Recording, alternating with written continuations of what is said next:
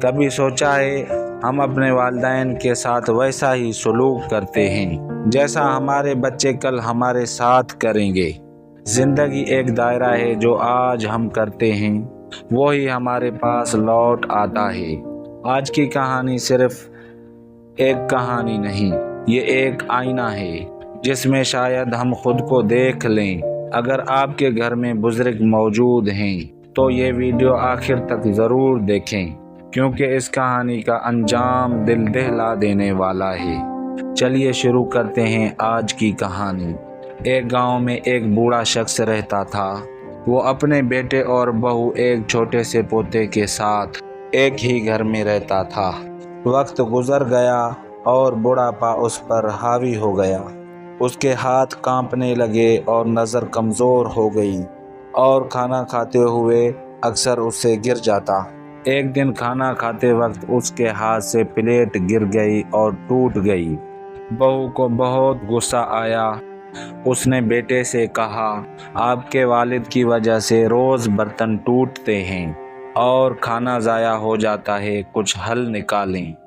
بیٹے نے کچھ سوچا، پھر ایک لکڑی کی پلیٹ بنائی اور اپنے بوڑھے باپ سے کہا کہ اب وہ الگ بیٹھ کر اسی لکڑی کی پلیٹ میں کھانا کھایا کریں تاکہ برتن نہ ٹوٹیں۔ اب بوڑھا باپ اکیلا ایک کونے میں کھانا کھایا کرتا تھا۔ ہرنے والے کے ساتھ اس کی آنکھوں سے آنسو بہتے۔ وہ اپنے ہی گھر میں اجنبی بن چکا تھا، مگر وہ کچھ نہیں کہتا تھا، خاموشی سے کھاتا اور چپ چاپ رہتا۔ یہ سب کچھ اس کا چھوٹا سا پوتا خاموشی سے دیکھ رہا تھا۔ بچوں کی آنکھیں بہت کچھ سیکھتی ہیں اور دل میں محفوظ کر لیتی ہیں۔ کچھ مہینے گزرے، وہ بوڑھا شخص اسی حالت میں دنیا سے رخصت ہو گیا۔ گھر والوں نے جنازہ پڑھایا، دفن کیا، زندگی آگے بڑھ گئی۔ چند دن بعد بیٹا اور بہو گھر کی صفائی کر رہے تھے۔ انہوں نے وہ لکڑی کی پلیٹ اٹھائی اور سوچا اسے پھینک دیتے ہیں۔ اتنے میں چھوٹا بچہ دوڑتا ہوا آیا اور اس نے وہ لکڑی کی پلیٹ اپنے ہاتھ میں لے لی۔ باپ نے حیران ہو کر پوچھا، بیٹا یہ پلیٹ کیوں لے رہے ہو؟ تم اس کا کیا کرو گے؟ بچے نے معصومیت سے جواب دیا، ابو میں اسے سنبھال کر رکھوں گا۔ جب آپ اور امی بوڑھے ہو جائیں گے تو میں آپ کو اسی پلیٹ میں کھانا کھلاؤں گا۔